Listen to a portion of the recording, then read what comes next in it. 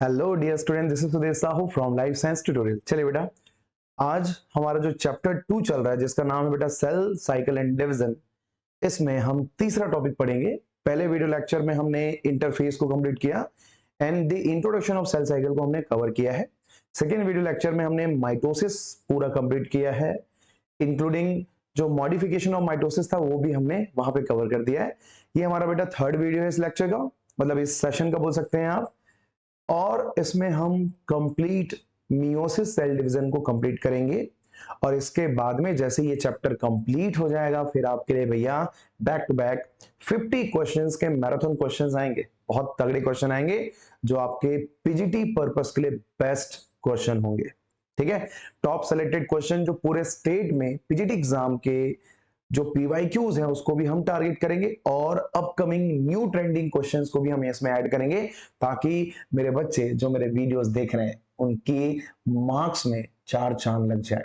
ठीक है, तो आप भी यही चाहते हैं और अच्छे मार्क्स लाने के लिए ही आप इस वीडियो को देख रहे हैं, तो भाई हमारी भी रिस्पॉन्सिबिलिटी बनती है कि हम अपने बच्चों के कंटेंट बहुत बेहतर बनाएं ताकि वो एक बेहतर टीचर बन सके। ठीक है, तो चलिए आज का हमारा टॉपिक है मियोसिस सेल डिवीजन।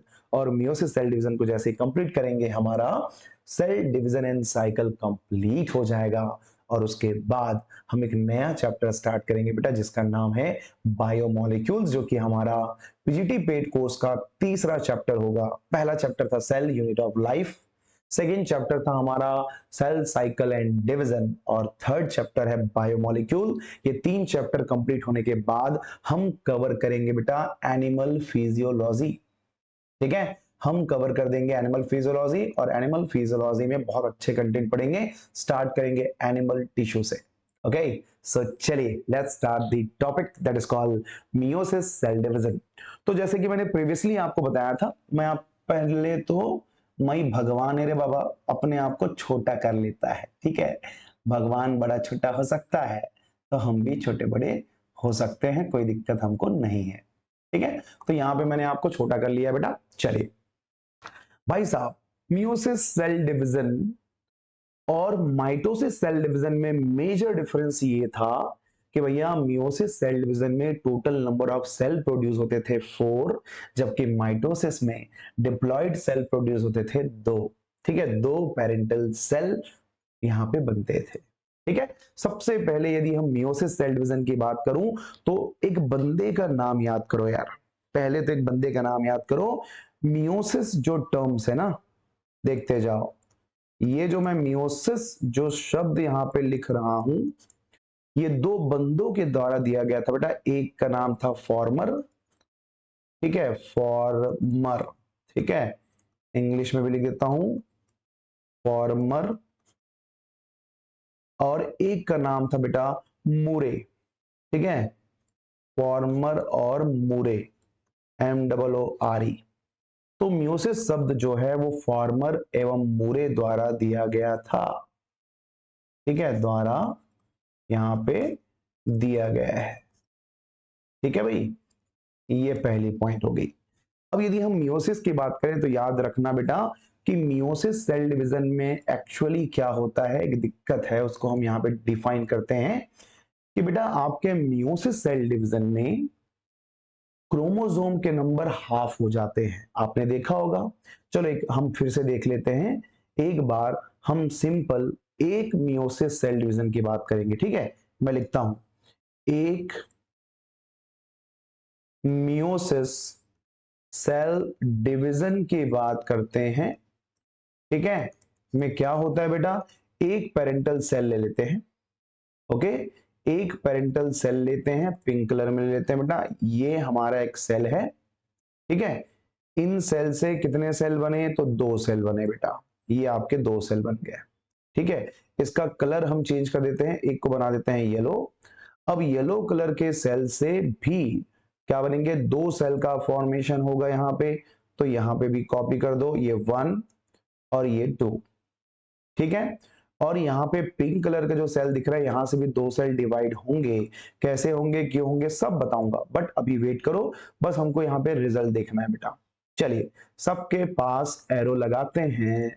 जब एक बार मियोसिस का हाफ साइकिल कंप्लीट होता है बेटा तो 2 सेल बनते हैं। दो सेल से आपका टोटल कितना बन जाएगा, 4 सेल का फॉर्मेशन यहाँ पे देखने को आपको मिलेगा, टोटल 4 सेल। ठीक है, चलिए ये सेल कौन है, याद रखना ये ना बेटा ह्यूमन सेल है। कौन है, ह्यूमन का सेल है। ओके, ह्यूमन सेल कैसा होता है, डिप्लॉइड होता है। तो डिप्लॉइड मतलब बेटा 46 नंबर ऑफ क्रोमोसोम है। ठीक है, 46 नंबर ऑफ क्रोमोसोम में यदि आप बात करेंगे 44 प्लस एक्स वाई लिख देता हूं, मान लेते हैं कि मेल है। ओके, अब क्या होगा, जब मियोसिस 1 होता है बेटा, यहां पे हम मियोसिस 1 मेंशन करते हैं। ठीक है, तो यहां पे मैं मेंशन कर दे रहा हूं, ये हो गया तुम्हारा मियोसिस 1, और ये नीचे वाला डिवीजन को हम कहते हैं बेटा मियोसिस 2। जब मियोसिस 1 और 2, समझना एक मियोसिस में दोनों होगा ना, एक मियोसिस में मियोसिस 1 एंड 2 दोनों ऐड होते हैं। ओके, अब जब दोनों ऐड होंगे तो यहां पे एक बात समझना कि एक ह्यूमन सेल जो डिप्लॉयड था उसे 2 डॉटर सेल बने, और दोनों के दोनों डॉटर सेल क्या हो गए, हैप्लॉइड हो गए। मतलब इनके पास नंबर ऑफ क्रोमोसोम हाफ हो गया, यहां पे भी हाफ हो गया, 46 का हाफ कर दो, इनके पास 23 क्रोमोसोम, इनके पास 23 क्रोमोसोम।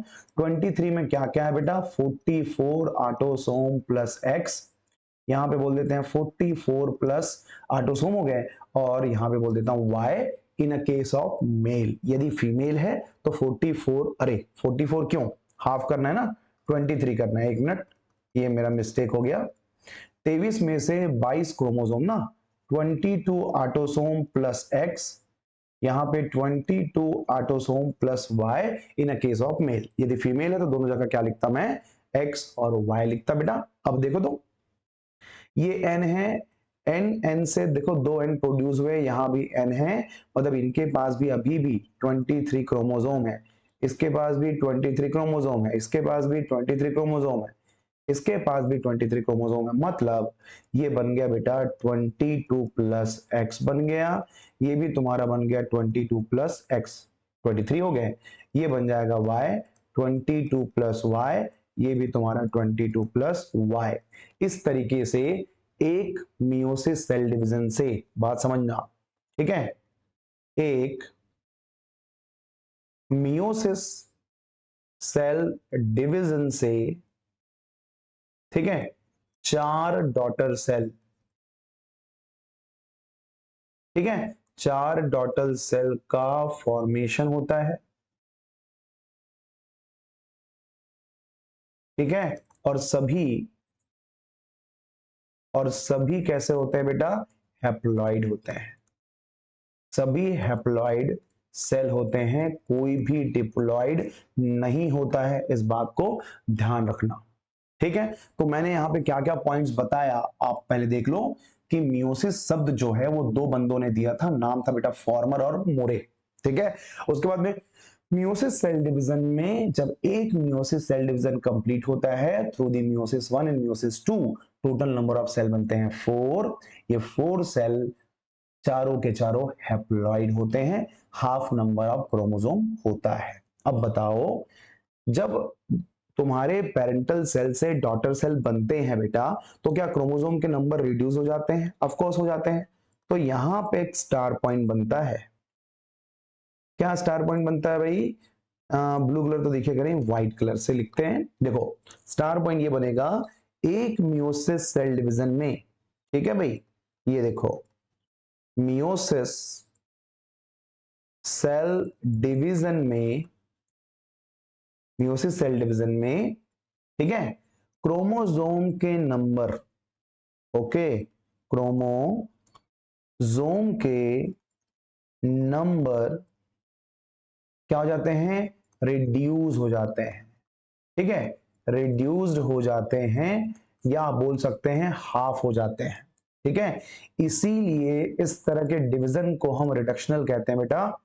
इसलिए इसे क्या कहते हैं, रिडक्शनल सेल डिवीजन कहते हैं, रिडक्शनल सेल डिवीजन यहां पे रिडक्शनल सेल डिवीजन के नाम से इसको जानते हैं भाई।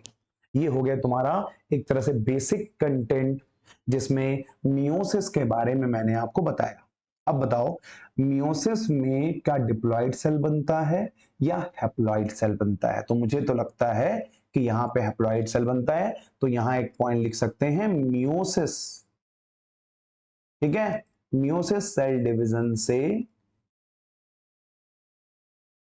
4 हैप्लॉइड सेल बनते हैं। 4 हैप्लॉइड सेल का क्या होता है? तो यहां पे बेटा फॉर्मेशन होता है।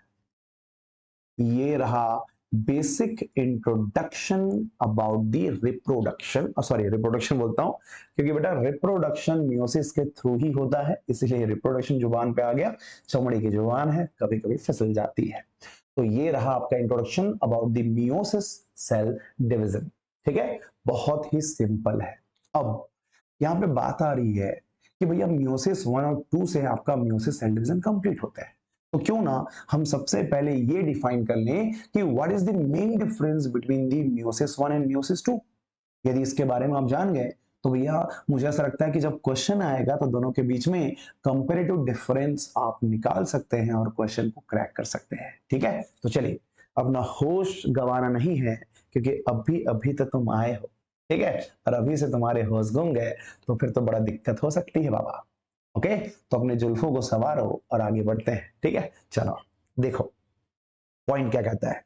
सेकंड पेज में आते हैं।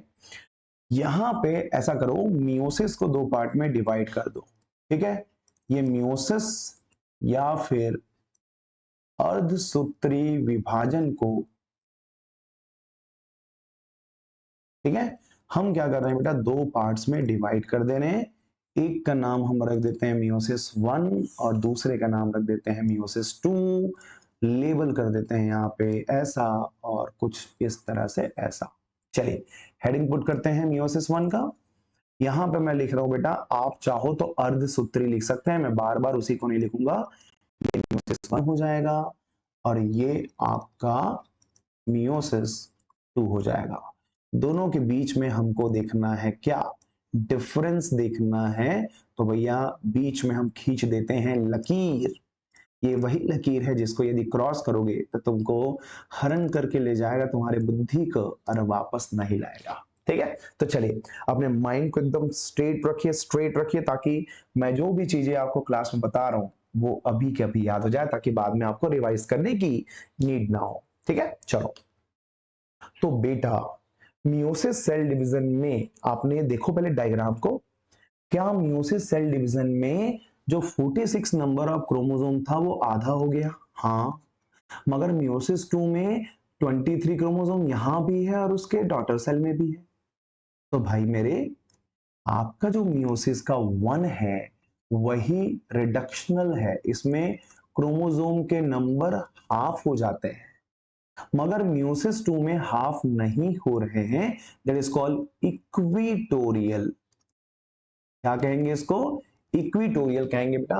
बराबर नंबर में क्रोमोसोम प्रेजेंट होते हैं आपके मियोसिस 2 में। इसीलिए हमें इस पूरे लेक्चर में एक ही चीज को बहुत अच्छे से फोकस करना है जिसका नाम है meiosis 1। Meiosis 2 same to same होता है माइटोसिस के। तो यदि आपने माइटोसिस सेल डिवीजन को बहुत अच्छे से स्टडी किया है तो आपको मियोसिस 2 स्टडी करने की जरूरत नहीं है। बट हाँ, थोड़े से टर्म्स और थोड़े से कंडीशन हमको यहाँ पे देखना पड़ेगा। ठीक है, तो चलो देखते हैं कंडीशन। चलिए तो 2 पार्ट में डिवाइड किए हैं, उसको देख लेते हैं। आ जाओ भाई। यहाँ पे बेटा मियोसिस 1 के बारे में सबसे पहली बात याद रखना, मियोसिस 1 में क्रोमोसोम के नंबर हाफ हो जाते हैं। ठीक है, मियोसिस 1 में आपके जो क्रोमोसोम है, ठीक है, क्रोमोसोम के नंबर क्या हो जाते हैं? आधे हो जाते हैं बेटा, हाफ हो जाते हैं। ठीक है, इसीलिए इसे हम क्या कहते हैं पता है ना? रिडक्शनल कहते हैं। रिडक्शनल सेल डिवीजन कहते हैं। अब बताओ रिडक्शनल सेल डिवीजन कौन है? तो मियोसिस है, मगर मियोसिस में कौन? मियोसिस 1। मियोसिस में कौन, मियोसिस 1 आपका कहलाएगा रिडक्शनल सेल डिवीजन कहलाता है। ठीक है, इसको मैं बॉक्स में हाईलाइट कर देता हूं, मियोसिस 1 और ये आपका मियोसिस 2। जो हमारा की पॉइंट है उसको येलो कलर में मेंशन कर देता हूं। ये बंदे का नाम क्या है, तो बोल देना रिडक्शनल सेल डिवीजन की कैटेगरी में आता है। याद रखना बेटा, इसमें क्रोमोसोम का डिवीजन नहीं होता है। ठीक है, तो दूसरा पॉइंट बन जाएगा, इसमें क्रोमोसोम का, ठीक है, जो डिवीजन है, डिवीजन नहीं होता है। ठीक है भाई, क्रोमोसोम का डिवीजन बिल्कुल नहीं होगा, यहां नहीं होता तो डैम श्योर है कि मियोसिस 2 में क्रोमोसोम का डिवीजन होगा। इस बात को स्ट्रेट माइंड में रख लो, कॉन्शियस माइंड में रख लो अपने। ये दो बातें हो गई, जस्ट अपोजिट यहां पे पुट कर देंगे। ठीक है, तीसरी बात ये बेटा कि इसमें सिर्फ होमोलोगस क्रोमोसोम का सेग्रीगेशन होता है, अलग क्या होता है, याद रखना, इसमें सिर्फ जो होमोलॉगस क्रोमोसोम है, होमोलॉगस क्रोमोसोम, ठीक है, होमो का मतलब होता है बेटा सेम, लॉगस का मतलब होता है लोकस या पोजीशन। दो क्रोमोसोम मतलब a pair of chromosome which are present at a same locus in the nucleus. Okay, this particular pair of chromosome is called homologous chromosome. Homologous chromosome diploid organism में present होता है, haploid में नहीं होता। इनमें सिर्फ homologous chromosome का segregation होता है। ठीक है, सेग्रीगेशन होता है। क्लियर है पॉइंट, ये हो गई बेटा तीसरी बात। और फुल एंड फाइनल लास्ट बात हो गई, मियोसिस 1 में होमोलॉगस क्रोमोसोम का पेयरिंग होता है। ठीक है, इसमें क्या होगा भाई, होमोलॉगस क्रोमोसोम का पेयरिंग होता है, होमोलॉगस क्रोमोसोम का, या तो यहां पे टर्म्स लिख सकते हैं बेटा पेयरिंग, या फिर लिख सकते हैं रिकॉम्बिनेशन। जाहिर सी बात है, रिकॉम्बिनेशन का प्रोसेस मियोसिस 1 में होता है, ना कि मियोसिस 2 में। तो ये रहा बेटा पूरे मियोसिस 1 का चिट्ठा पट्ठा, पूरा मैंने बता दिया है। उल्लू के पट्टे बनने की जरूरत नहीं है, पूरे पॉइंट को लाइन टू लाइन याद कर लो, आपके काम आएगा। ठीक है, और ये बहुत अच्छे एक्सट्रैक्टेड पॉइंट हैं जिनको मैंने बहुत सारे कंटेंट से सेग्रीगेट करके, सेम जैसे रिकॉम्बिनेशन होता है वैसे ही मैंने कंटेंट को सेग्रीगेट करके आपके लिए बेहतर कंटेंट बनाने की कोशिश की है। ओके, चलिए अब यहां पे आता है बेटा तुम्हारा मियोसिस 2 आता है। तो मियोसिस 2 में जो चीजें तुमने यहां नहीं लिखा ना, वहां पे अपोजिट लिखना है बेटा। तो सबसे पहला यही डिफरेंस तो लिख दो कि भैया मियोसिस 2 में यहां पे क्या लिखे थे, रिडक्शनल सेल डिवीजन है। तो याद रखना मियोसिस 2, ठीक है, मियोसिस 2 माइटोसिस की तरह ही है, माइटोसिस के समान होती है तथा इसमें एक हैप्लॉइड सेल से, ठीक है, एक हैप्लॉइड सेल से दो हैप्लॉइड सेल का निर्माण होता है। हैप्लॉइड सेल का क्या होता है बेटा, यहां पे निर्माण होता है। अब बताओ मुझे, क्या दोनों के दोनों हैप्लॉइड हैं, इसीलिए इनको क्या कहते हैं बेटा, इक्विटोरियल कहते हैं, क्योंकि माइटोसिस की तरह है। ठीक है, तो इसको रिडक्शनल नहीं कहेंगे, इसको कहेंगे बेटा इक्विटोरियल सेल डिवीजन के नाम से इसको जानते हैं। ठीक है, अब देखो यहां पे क्रोमोसोम का डिवीजन नहीं हो रहा है, इसमें क्रोमोसोम का डिवीजन ऑफ कोर्स होगा। ठीक है, क्रोमोसोम का डिवीजन होता है, ये भी मेंशन कर दो, डिवीजन होगा। ठीक है, तीसरा पॉइंट में ये भी मेंशन कर दो कि होमोलॉगस क्रोमोसोम का सेग्रीगेशन होता है। यहां पे होमोलॉगस क्रोमोसोम का सेग्रीगेशन नहीं होगा बेटा, एक क्रोमोसोम के दो सिस्टर क्रोमैटिड का सेग्रीगेशन होता है। मतलब डिवीजन के बाद में एक क्रोमोसोम के, एक क्रोमोसोम ये दब रह गया, ओके, इसको मैं क्या करूं, यहीं तक लिखता हूं, या फिर मैं अपने इमेज को यहां पे ले आता हूं। ठीक है, कितने में चल जाएगा, यहां पे रख देता हूं। चलिए, एक क्रोमोसोम के दोनों सिस्टर क्रोमैटिड सेग्रीगेट होते हैं। यहाँ पे क्रोमोसोम सेग्रीगेट नहीं हो रहे हैं बेटा, सिस्टर क्रोमैटिड सेग्रीगेट होते हैं। मतलब यहाँ पे जो सेंट्रोमियर है उसका डिवीजन होता है। ठीक है, सेंट्रो, जैसे हमने देखा ना बेटा, माइटोसिस में सेंट्रोमियर का डिवीजन कहाँ हुआ था, एनाफेज में हुआ था ना, तो सेम टू सेम है, सेंट्रोमियर का डिवीजन होता है। ये लो, मगर इसमें सेंट्रोमियर का डिवीजन बिल्कुल नहीं होता है, रिकॉम्बिनेशन का प्रोसेस होता है आपके मियोसिस 1 में। ठीक है, तो ये रहा बेटा आपके सामने में major difference between the meiosis 1 and meiosis 2। जैसे ही मियोसिस कंप्लीट होगा फिर एक डिफरेंस और बताऊंगा between the mitosis and meiosis. Okay, so चलिए आगे बढ़ते हैं। मैं अपने आप को नीचे ले आता हूं यहां पे। यदि आपने कंटेंट नोट कर लिया है तो फिर इनफ है, आगे बढ़ते हैं और हम मियोसिस सेल डिवीजन को स्टार्ट करते हैं बेटा पहला स्टेप के बारे में। ठीक है, तो यहां पे मैं नोट कर देता हूं, क्या मियोसिस 1 के स्टेप्स की बात करते हैं। ठीक है, चरण की बात करते हैं। हम उस चरण की बात नहीं कर रहे हैं जिसको आप छूते हैं, वो टीचर का, वो पेरेंट्स का हो सकता है, मगर ये चरण की बात कर रहे हैं, मतलब पद की बात कर रहे हैं बेटा, स्टेप्स की बात कर रहे हैं। ठीक है, तो मियोसिस 1 के स्टेप की बात करते हैं। अच्छा ध्यान से सुनना, पहले तो ये जान लो कि मियोसिस 1 और मियोसिस 2 में मेंशन कैसे करेंगे जब हम बात करते हैं मियोसिस का। ठीक है, मियोसिस 1 और इधर मैं नोट कर देता हूं बेटा मियोसिस 2। ठीक है, मियोसिस 1 में क्या होगा, प्राइम, फिर ये 2 को यहां मेंशन करता हूं 2, ये 3 और ये 4। सेम कॉपी कर लेते हैं इसको भी, क्योंकि उसमें भी वही करना है हमको। ये ऐसा मेंशन कर लेते हैं और इसको ना बेटा सेम टू सेम मैं कॉपी कर ले रहा हूं।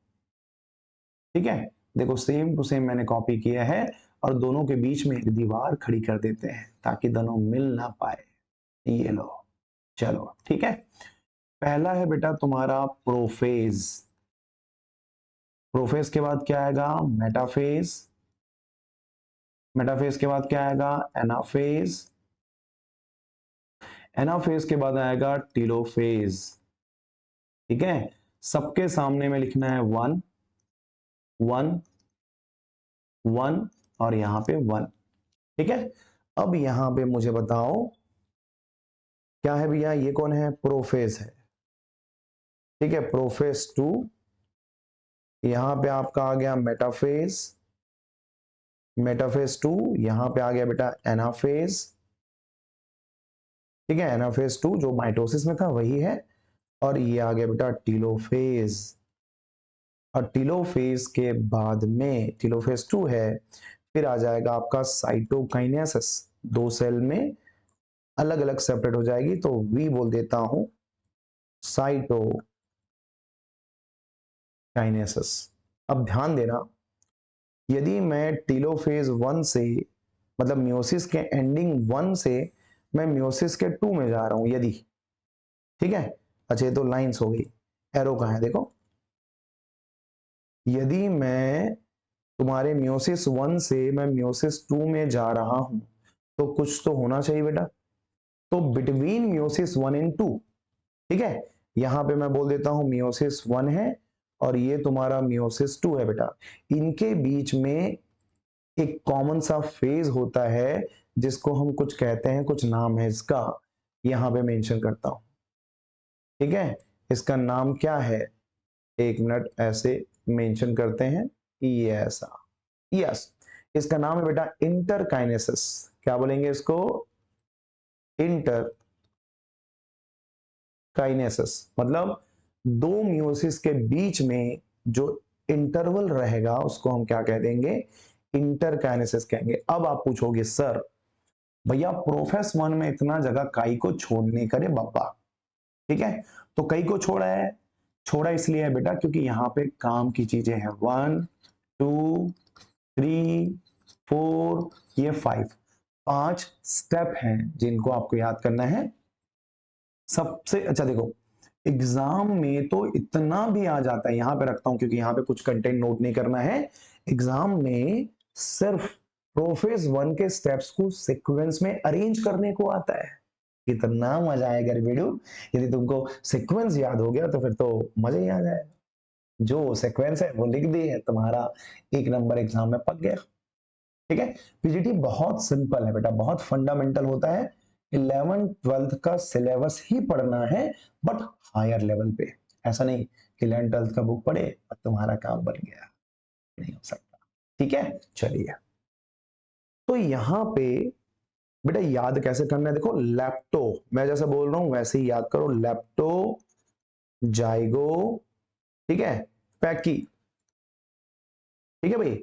लेप्टो जाइगो पैकी, फिर 2 बार आ जाता है डी और डी, ठीक है।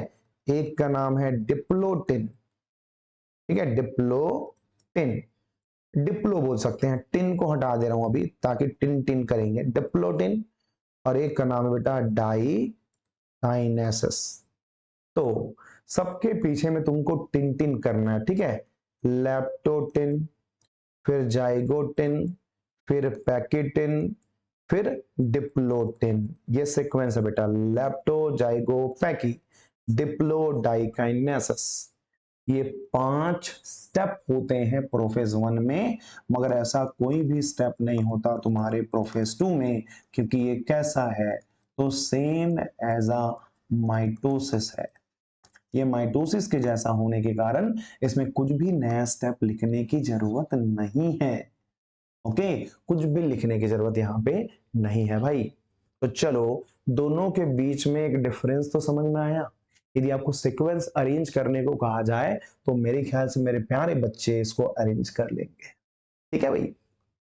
तो ये तो हो गया तुम्हारे पूरे स्टेप जिसको डिटेल में पढ़ना है, फिर हमारा मियोसिस सेल डिवीजन कंप्लीट हो जाएगा, ठीक है। तो चलो, सबसे पहले हम प्रोफेस को तो देखेंगे। हाँ, एक बात और बता देता हूं, क्या आपको नहीं लग रहा है कि प्रोफेज में 5 स्टेप अलग से पढ़ना है? कुल मिला के ये स्टेप तो बहुत लंबा होगा बेटा। तो याद रखना, ये पांचों फेजेस को आप बोल सकते हैं लॉन्गेस्ट फेज ऑफ क्या, मियोसिस। मियोसिस का सबसे लंबा फेज कौन सा है, तो वो है आपका प्रोफेस वन, जिसमें बहुत ज्यादा तमाशे होते हैं। बात समझना, यदि आप माइटोसिस को अच्छे से पढ़े हुए हैं, अच्छे से स्टडी किए हुए हैं, तो ये बात याद रखना कि आपको ये पूरा कंटेंट बिल्कुल भी पढ़ने की जरूरत नहीं है। ये बेटा सेम है, बस कहां कहां क्या टर्मिनोलॉजी यूज करना है बस इतना बताऊंगा और आपका मियोसिस 2 बन जाएगा। बात समझ में आ रही है ना? बहुत सिंपल फंडामेंटल है। चलिए, देखते हैं क्या क्या चीजें डिफरेंसेस हो सकती है, उसको हम स्टडी करते हैं और समझते हैं बेटा कि मियोसिस सेल डिवीजन किस खेत की मूली है और कितने टफ क्वेश्चन आ सकते हैं। ओके, तो चलिए स्टार्ट करते हैं। चलिए, तो अपन ये करते हैं कि भाई step by step lepto zygote packet Diplo and diakinesis को यहाँ पे डिटेलिंग करते हैं। देखो, सबसे पहले ये हमारा नया पेज ले लेते हैं बेटा। क्या हो रहा है पहले बात को समझो। मैं एक बड़ा सा न्यूक्लियस बना रहा हूं, पूरे न्यूक्लियस में एक साथ पूरे पांचों कंडीशन को हम ना स्टडी कर लेंगे, ठीक है। ये ना न्यूक्लियस है, ठीक है। मैं बाहर लिख दे रहा हूं कि ये भैया कौन है, तो हमारा न्यूक्लियस या फिर केंद्रक है, तो मैं दोनों लिख दे रहा हूं बेटा। ये हमारा न्यूक्लियस है, ये हमारा केंद्रक है। इसमें क्या हो रहा है उस बात को समझना, ठीक है।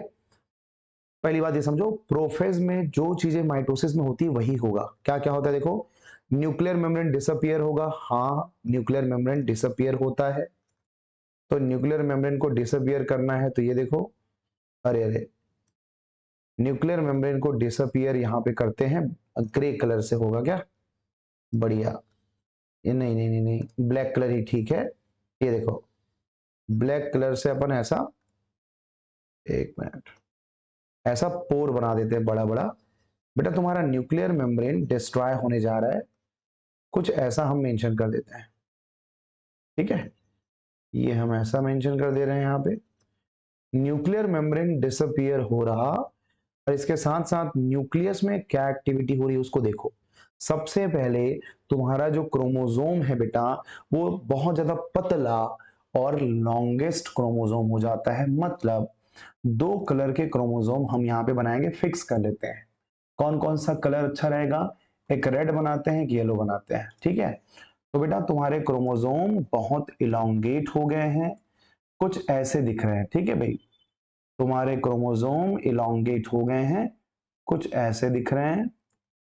और एक क्रोमोसोम येलो कलर का है, वो कुछ ऐसा दिख रहा है। ठीक है भाई, ये तुम्हारा बेटा पहला फेज है। अब क्या होगा, जैसे ही पहला फेज कंप्लीट होता है तो दो होमोलॉगस क्रोमोसोम, मतलब जो पेयर ऑफ क्रोमोसोम होते हैं बेटा, वो एक दूसरे से जाके चिपक जाते हैं दूसरे फेज में। लेप्टो के बाद आता है जाइगो। ठीक है, तो जाइगोटिन में क्या होगा, जो ये वाला क्रोमोसोम है कौन से कलर का है भाई, ऑरेंज कलर का है। ठीक है, एक्चुअल में दिख कैसा रहा देखो, दो सिस्टर क्रोमैटिड है एकदम ऐसे चिपके हुए हैं, और ये ऐसा दिख रहा है आपको। ठीक है, और ये जो है वो दूसरे क्रोमोसोम मतलब येलो कलर के क्रोमोसोम से चिपक गया है। तो कुछ ऐसे बना दे, देखो ये ऐसा हुआ। ठीक है भाई, ये ऐसा हुआ बेटा, दो क्रोमोसोम एक दूसरे से चिपके हुए हैं, और यहाँ पे एक नया कलर बनाते हैं जो अलग से दिखे। ये दिखेगा मेरे ख्याल से, ये देखो, ये दोनों क्रोमोसोम यहाँ से एक दूसरे से चिपके हुए हैं। इसको हम कहते हैं बेटा सिनेप्टोनेमल कॉम्प्लेक्स कहते हैं, साइनेप्टोनेमल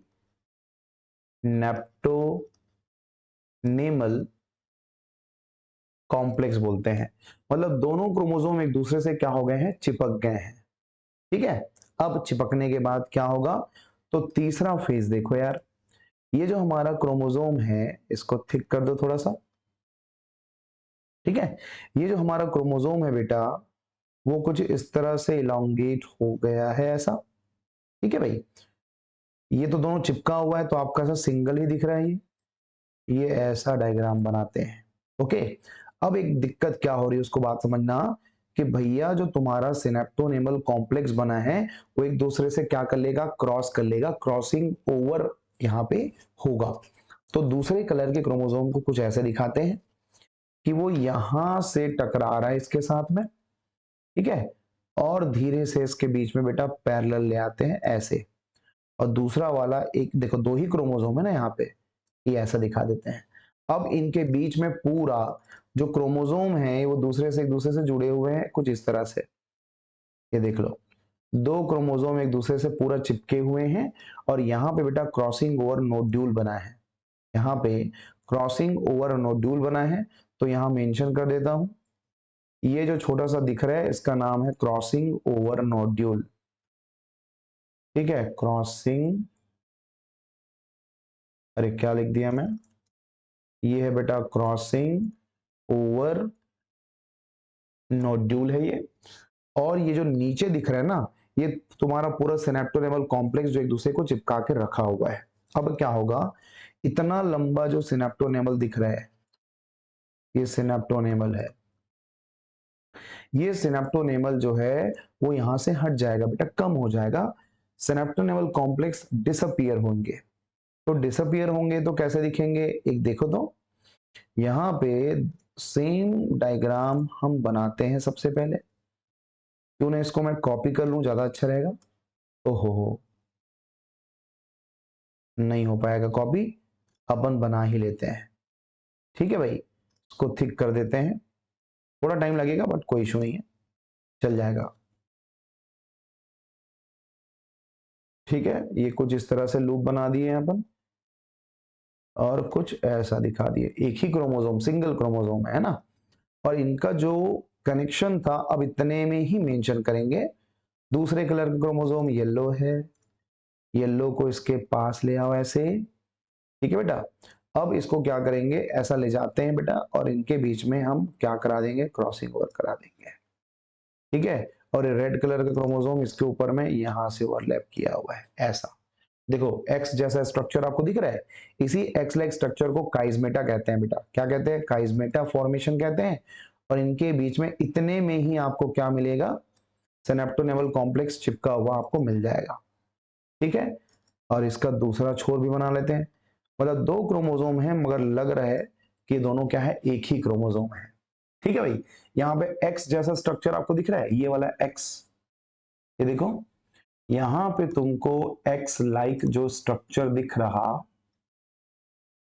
को डिसअपियर कर देते हैं। ये देखो ये दिख रहा है बेटा एक्स लाइक स्ट्रक्चर। ठीक है, तो इसको हम कहते हैं काइजमेटा। काइजमेटा यहां पे मेंशन हो रहा है बेटा। अब काइजमेटा में देखो, जब दो क्रोमोसोम एक दूसरे से चिपके हुए हैं तो इनके बीच में क्या हो जाएगा? क्रॉसिंग ओवर कंप्लीट हो जाएगा। ठीक है, तो देखते जाओ, ये कितने डायग्राम दिख रहे हैं? 1 2 3 4, तीन फेजेस हो गई। अब उसके बाद अल्टीमेटली क्या बन जाएगा बेटा? बाईवैलेंट क्रोमोसोम बन जाएगा। क्या बन जाएगा?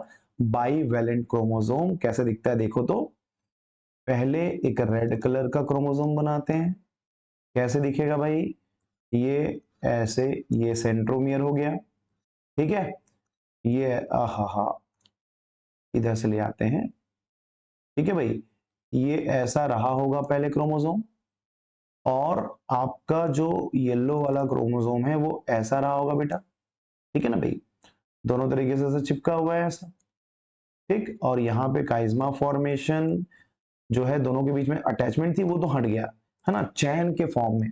ये देखो जिप है, और जिप को पूरे नीचे से निकालते जा रहा हो तो इतना छोटा हुआ, फिर अल्टीमेटली गायब हो गया। ऐसा दिखा देना। अब यहाँ पे क्रॉसिंग ओवर को दिखाना है तो कैसे दिखाएंगे? आप क्या करना, ऑरेंज वाला चले गया इधर। ठीक है, मतलब कि ये इसके साथ में आपको क्या दिखेगा? रेड दिखेगा इतने में। ये इस पोर्शन में आपको दिखेगा रेड, और इस पोर्शन में आपको दिखेगा बेटा येलो। यही तुम्हारा क्रॉसिंग ओवर है।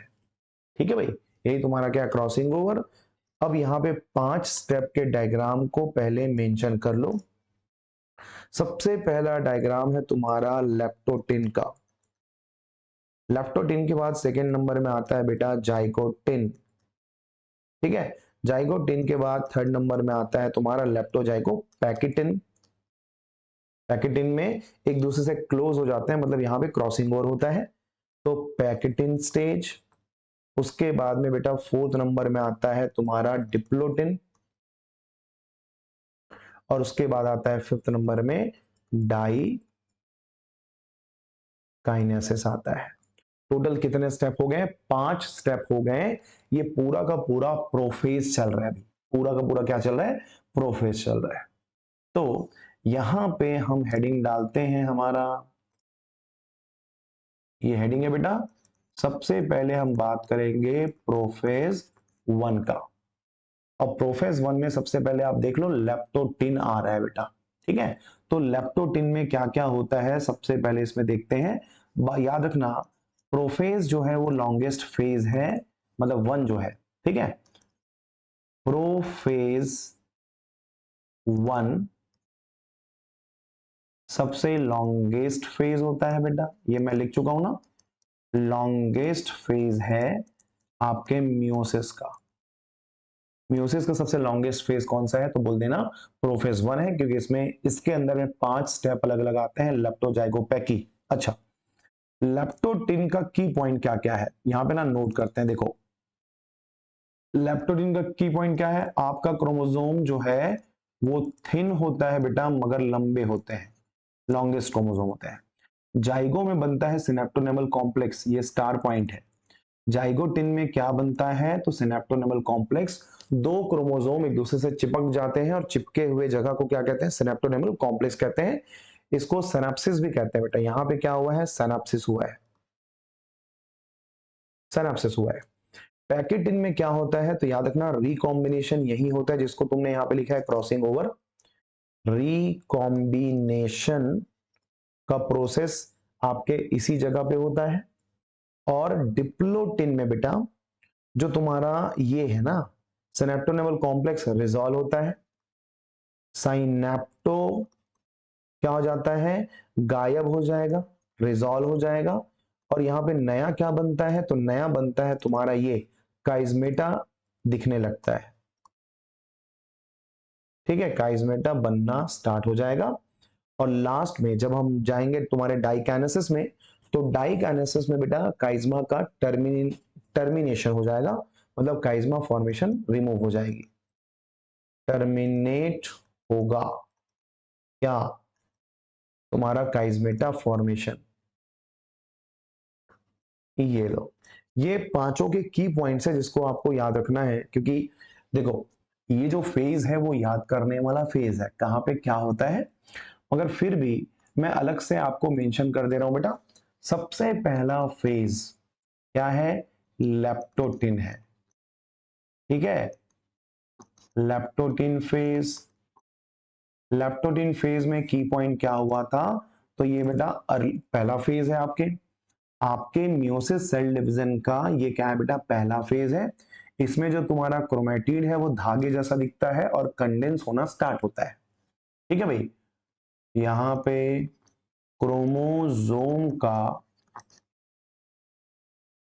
कंडेंसेशन स्टार्ट होता है बेटा,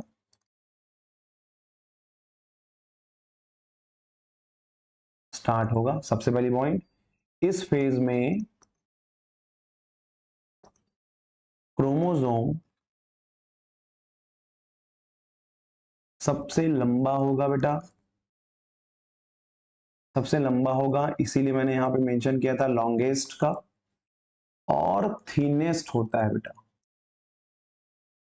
थीनेस्ट और लॉन्गेस्ट क्रोमोसोम आपको देखने को मिल जाएगा कौन से फेज में, आपके लेप्टोटिन फेज में, ठीक है। ये तो सेम आपके माइटोसिस के फेज जैसा ही है, ठीक है, बट इसमें लेप्टोटिन में थोड़ा सा डिटेलिंग करना है। इलेक्ट्रॉन माइक्रोस्कोप में विजिबल होने लगता है बेटा, इलेक्ट्रॉन माइक्रोस्कोप में विजिबल हो जाता है, मतलब कि कंडेंसेशन हो रही है, विजिबल होता है, ठीक है। ये तो इसके कॉमन फेजेस हो गई। अच्छा, जब क्रोमोसोम बेटा थिन और लंबा होता है तो कहीं ना कहीं ये बकेट जैसा दिखता है, ठीक है।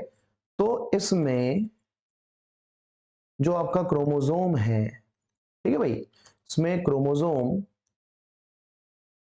क्रोमोसोम थिन और लॉन्ग होने के कारण कैसा दिखेगा बेटा, तो ये दिखता है बकेट जैसा, ठीक है। कैसा दिखेगा, बकेट जैसा, BOU, ठीक है, QUET, बकेट, बकेट या फिर गुलदस्ते के जैसा बोल सकते हैं, गुलदस्ता जैसा दिखाई देता है।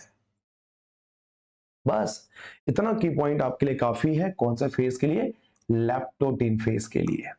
अब लैप्टोटिन के बाद जो हमारा सेकेंड फेज जो कि बहुत इंपॉर्टेंट है, वो है बेटा लैप्टो के बाद क्या आता है, जाइगो आता है, ठीक है।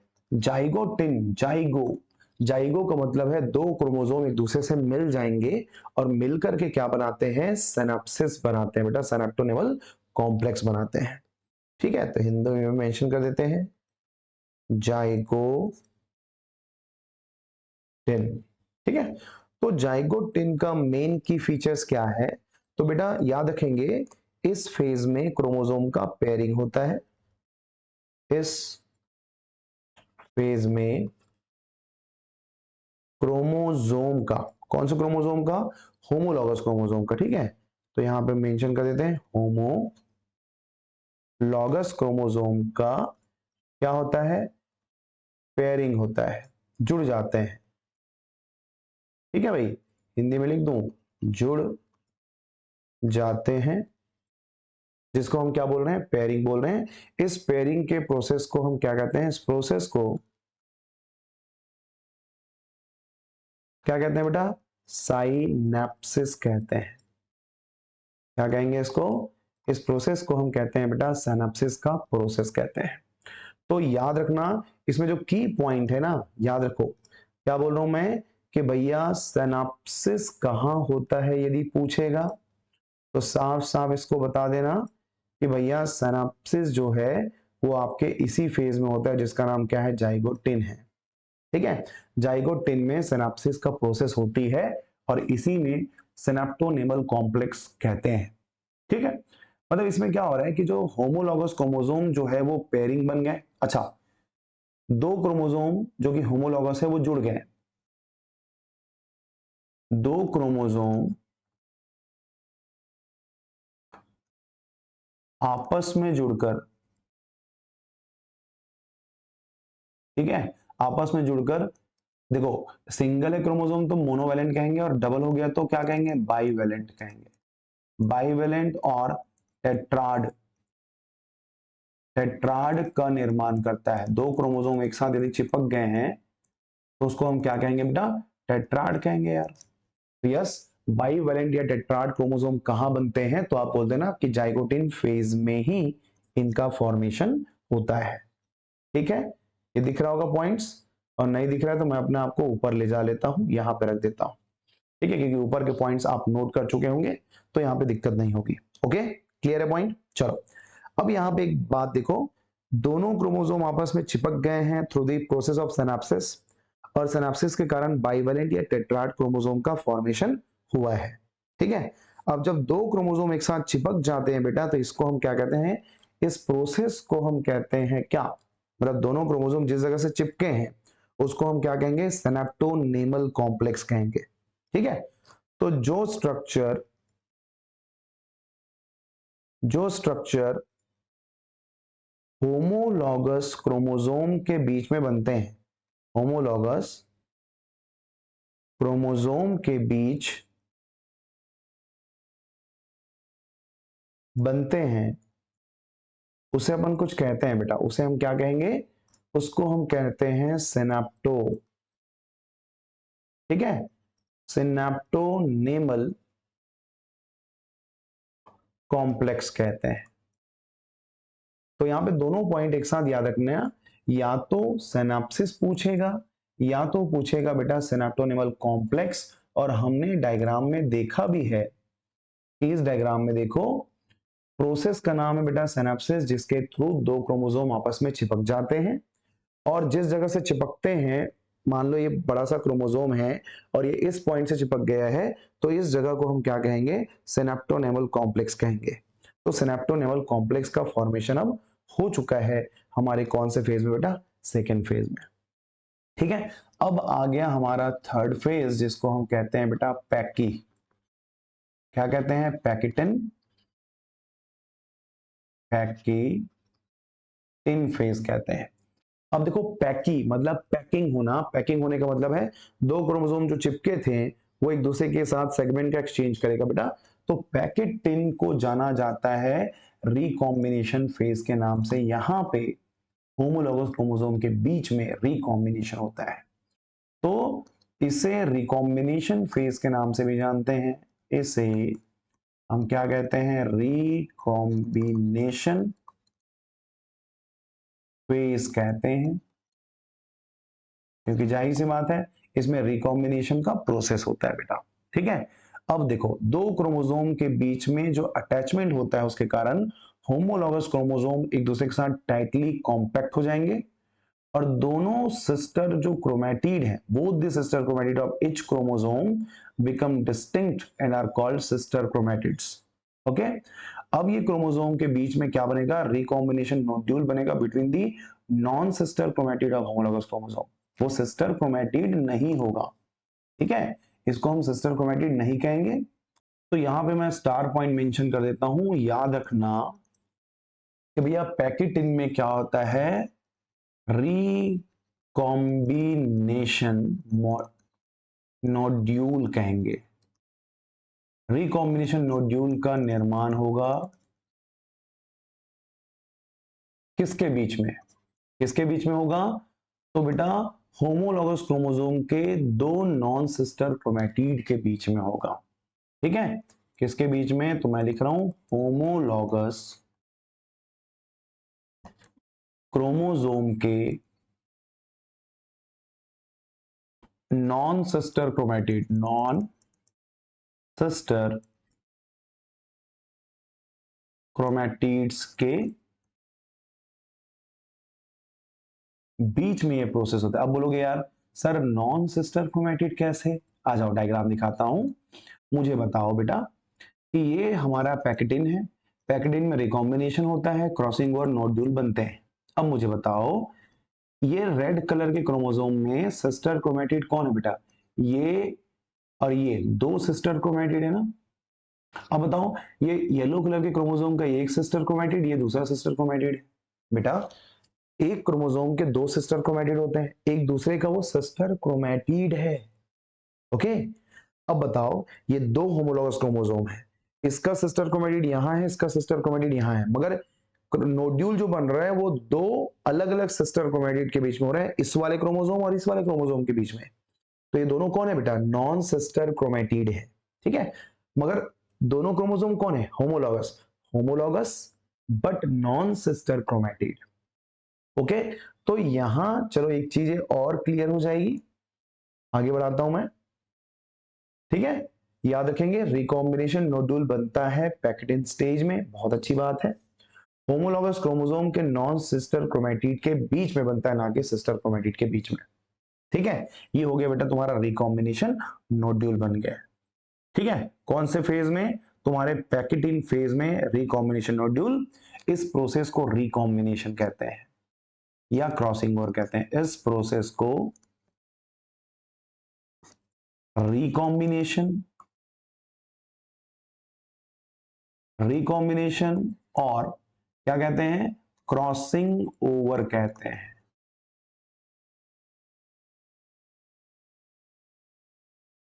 ये हो गई बात। अब दिखा रहा हूं मैं तुमको, दो क्रोमोसोम बना लो। चलो ये है बेटा एक एक क्रोमोसोम, कौन से कलर का बनाते हैं? रेड। और इसका हम कॉपी कर लेते हैं यहां पे, ये हमारा येलो। चलो दो क्रोमोसोम है, दो क्रोमोसोम में तीन जीन बना लो।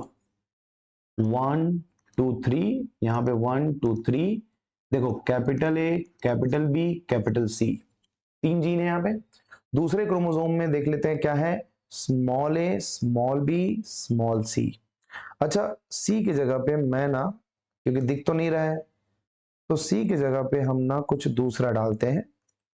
यहां पे ना बेटा डी डाल देता हूं, ये डी है, ये स्मॉल डी है। अब इनके बीच में क्रॉसिंग ओवर हुआ है, रिकॉम्बिनेशन नोड्यूल बना है। तो देखो ये इससे जाके अटैच हुआ है और ये इससे जाके अटैच हुआ है, कुछ इस तरह से। अब क्या होगा देखो, जब दो रस्सी चिपक गए हैं, इसको जब मैं खींचूंगा बेटा, तो ए के साथ, कैपिटल ए के साथ में ये बंदा चले जाएगा। कैपिटल ए के साथ में कौन चले जाएगा? ये ऊपर वाला बंदा चले जाएगा। तो ऐसा करता हूं, इन दो को मैं यहां पे सेम टू सेम कॉपी कर रहा हूं। ठीक है, अब देखो मैं क्या कर रहा हूं, इसको ये दो पार्ट में डिवाइडेड है ऐसा।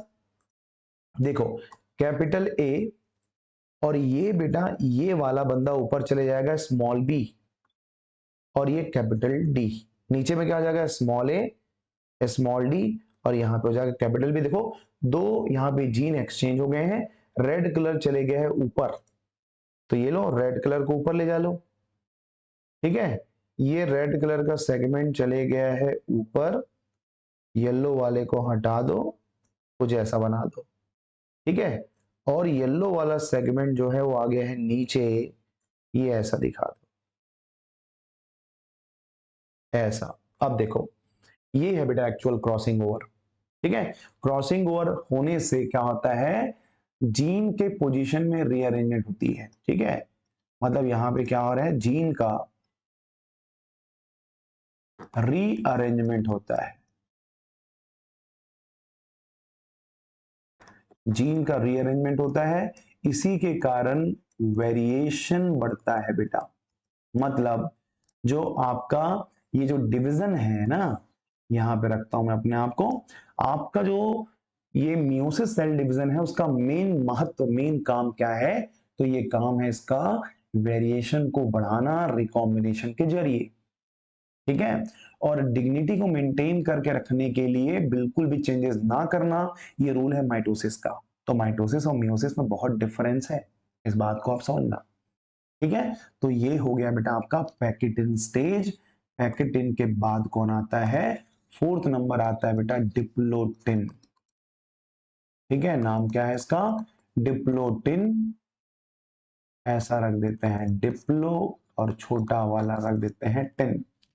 अब यार डिप्लोटिन स्टेज में क्या होता है उसको देखें तो की पॉइंट बस एकदम लिखते हैं, ज्यादा चीजों को यहाँ पे देखते हैं कैसा होता है। ये देखो डिप्लोटिन स्टेज में सबसे पहले क्या क्या पॉइंट होता है बेटा, तो तुम्हारा जो सिनेप्टोनेमल कॉम्प्लेक्स था वो धीरे धीरे गायब होता है, तो इसको हम कहते हैं डिसोल्यूशन कहेंगे, ठीक है, डिसोल्यूशन ऑफ सिनेप्टोनेमल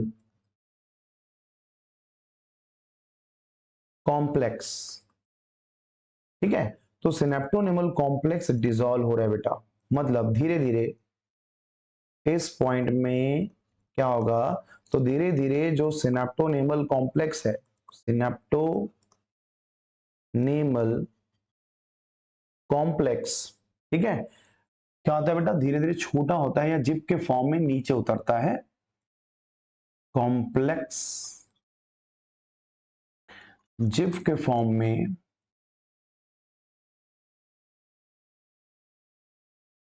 खुलता है, जैसे चैन को ऐसा खोलते हैं ना बेटा, वैसे ही ये धीरे धीरे क्या हो रहा है, डिसॉल्व होना स्टार्ट हो गया है।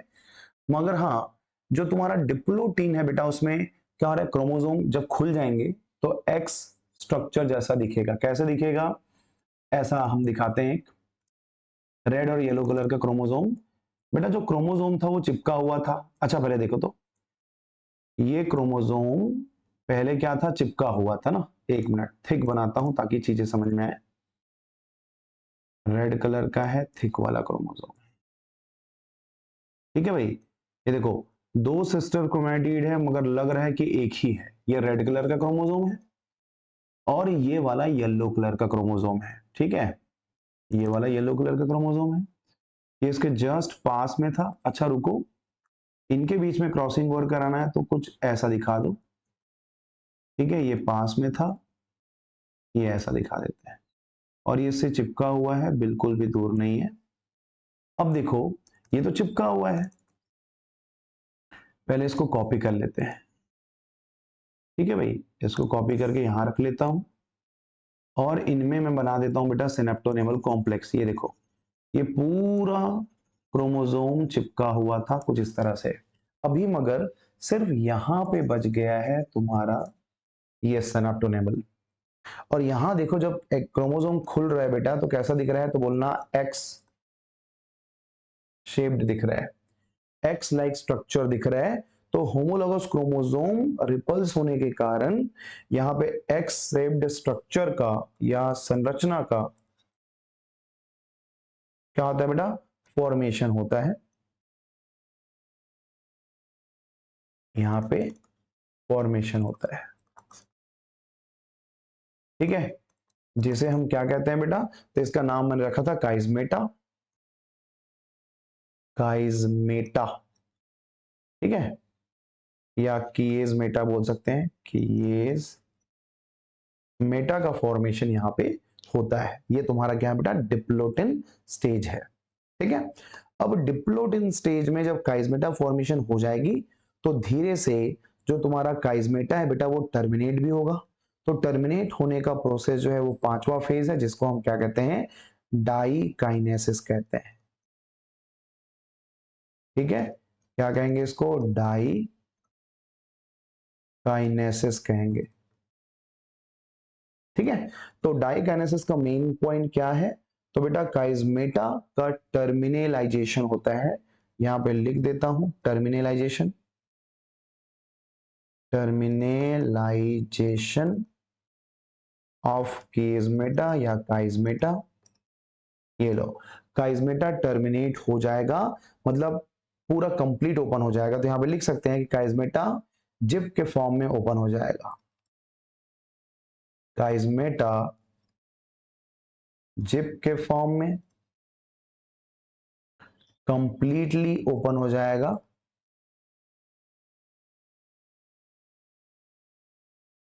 हो जाएगा।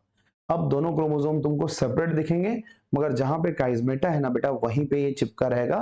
इस क्रोमोसोम को हम क्या कहेंगे, अभी भी ये क्रोमोसोम टेट्राड है बेटा, बाइवेलेंट क्रोमोसोम है, दोनों कंप्लीटली अलग नहीं हुए। जैसे ही डाइकाइनेसिस हो जाएगा, देखो बात समझना, अभी भी हम प्रोफेस पढ़ रहे हैं ना, तो जैसे ही तुम्हारा डाइकाइनेसिस हो जाएगा, अरे सिनेप्टोनेमल कॉम्प्लेक्स इधर कैसे आ गया? एक मिनट, सीक्वेंस गड़बड़ हुआ है।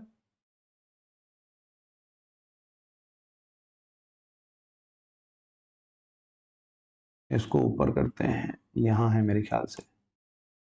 लेप्टोडेन स्ट्रक्चर बीज बनते हैं, सिनेप्टोनेमल कॉम्प्लेक्स कहते हैं। पेज को छोड़ देंगे, पैकेटिन हो गया, ये तुम्हारा डिप्लो एंड डाइकाइनेसिस हो गई, ठीक है। अब आखिरी में नेक्स्ट पेज में आते हैं बेटा।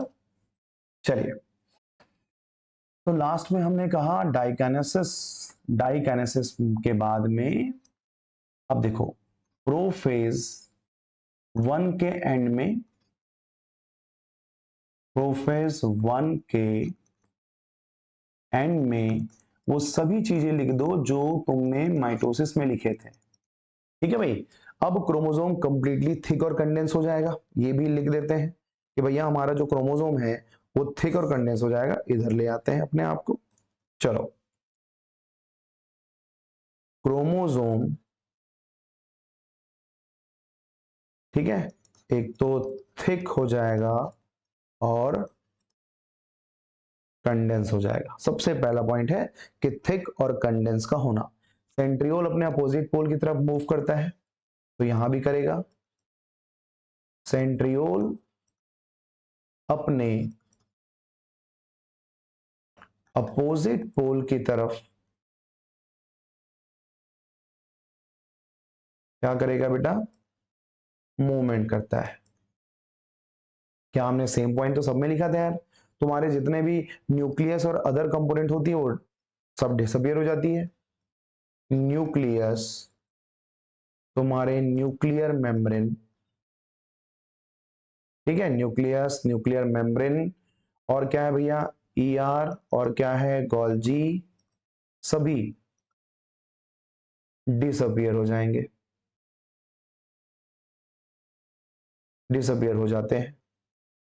लो, एंडिंग में तो सब कुछ सेम है यार। क्रोमोसोम थिक और कंडेंस हुए, सेंट्रियोल अपने अपोजिट पोल की तरफ चले गए, जितने भी ऑर्गेनेल थे, न्यूक्लियर मेम्ब्रेन थे, सब डिसअपियर हो गए। ये हो गया तुम्हारा प्रोफेज 1। और प्रोफेज 1 जैसे ही कंप्लीट हुआ बेटा, ये चलेगा मेटाफेज 1 में। तो दूसरा स्टेप लेके चलते हैं आपका मेटाफेज 1। अब देखो, मेटाफेज 1 में क्या बताया था कि जो तुम्हारे क्रोमोसोम हैं वो मेटाफेज प्लेट में अरेंज हो जाते हैं। हाँ, मगर यहां क्या बोलना है, यहां पे नाम रखेंगे उसका बाइवेलेंट क्रोमोसोम। नया बस यही है, बाकी मेटाफेज जो माइटोसिस में मेटाफेज होता है वही लिखो। तो यहां पे क्या होगा देखो, तो तुम्हारे क्रोमोसोम, दो क्रोमोसोम को चिपका के रखना है ना, तो कैसे दिखाऊं? चलो इसमें दिखाता हूं आपको। पहले डायग्राम ही देख लो यार, ज्यादा अच्छा रहेगा कि डायग्राम से सीखो तो ज्यादा बेहतर है। ये लो, एक डायग्राम बनाते हैं यहां पे। मतलब यहां पे तुम्हारा मेटाफेज में स्पिंडल फाइबर तो बन जाएगी। स्पिंडल फाइबर का फॉर्मेशन तो होता ही है जैसे पहले होता था। ये तुम्हारा सेंट्रोमियर बन जाएगा, ठीक है। उसके बाद में ये धागे भी बन जाएंगे। ये देखो, ये धागे बन गए। अब क्या करेंगे यहाँ पे, यूनिक चीज क्या है, दोनों में डिफरेंस क्या है बोलेगा तो आपको समझ में आ जाएगा बेटा। ये देखो डिफरेंस क्या है, दो दो क्रोमोसोम चिपके हुए हैं, येलो और रेड। अब देखो, ये एक सेंट्रोमियर है, सेंट्रोमियर, हाँ सेंट्रोमियर है, ये एक सेंट्रोमियर है, ये एक सेंट्रोमियर है, ये एक सेंट्रोमियर है, ठीक है। अब देखो, एक क्रोमोसोम यहां है चिपका हुआ, और दूसरा क्रोमोसोम ये है। ये देखो, एक क्रोमोसोम यहां है और दूसरा क्रोमोसोम ऐसा बनाते हैं, ये ऐसा बनाते हैं, और बाकी को येलो बना दो। देख लो, रेड कलर का और येलो कलर के दो क्रोमोसोम चिपके हैं बेटा, ये बंदे बाईवेलेंट है। तो बाईवेलेंट क्रोमोसोम मेटाफेसिक प्लेट में अलाइन हो जाते हैं। मेटाफेज 1 में क्या होता है, तो याद रखना, बाईवेलेंट क्रोमोसोम, ठीक है, मेटाफेसिक प्लेट में, मेटाफेसिक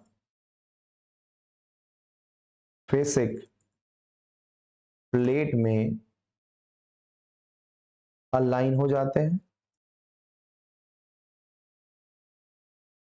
एक सेट में आगे चल के वो अलाइन हो जाएंगे।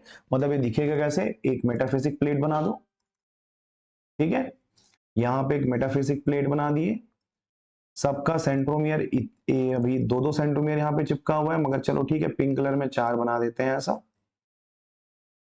और हमारा जो क्रोमोसोम है कुछ ऐसा बना दो, एक रेड वाला ऊपर है, रेड वाला नीचे है, रेड वाला ऊपर है, रेड वाला नीचे है, और येलो वाला ऊपर है नीचे, तो ऐसा सेट कर दो। ये देखो टोटल क्रोमोसोम कितने हैं यहाँ पे देखो, गिन लो ना, ऊपर में 4 है, नीचे में 4 है, टोटल 8 नंबर ऑफ क्रोमोसोम है ना। सिंपली डायग्राम में 8 है तो हम 8 गिन के रखते हैं।